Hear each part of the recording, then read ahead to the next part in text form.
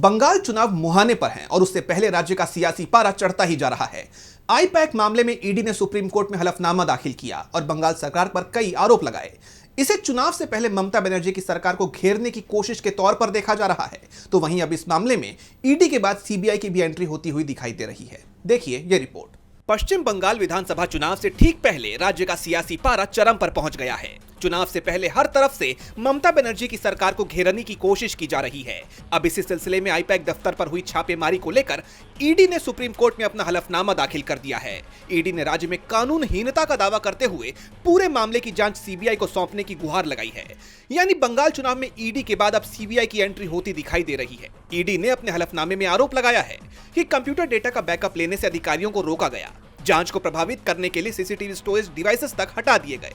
ED की कार्रवाई किसी राजनीतिक बदले के लिए नहीं बल्कि कोल स्मगलिंग से जुड़े 20 करोड़ रुपए के हवाला ट्रांजैक्शन के सुराग जुटाने के लिए थी। आईपैक के फाउंडर प्रतीक जैन के आवास पर पहुंचकर मुख्यमंत्री खुद लैपटॉप, फोन और अहम दस्तावेज अपने साथ ले गई। ईडी भले ही अपनी कार्रवाई को कोल स्मगलिंग से जोड़कर बता रही हो, लेकिन सवाल उसकी कार्रवाई की टाइमिंग पर उठ रहे हैं। 10 साल पुराने इस मामले में ईडी का छापा तब पड़ा था जब इस बात की खबर सामने आई थी कि ममता बनर्जी ने प्रतीक जैन को विधानसभा चुनाव से जुड़ा काम सौंपा है।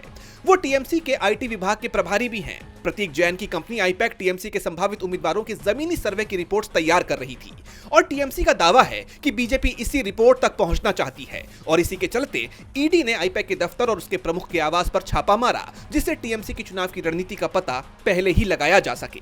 डीवी लाइव की रिपोर्ट।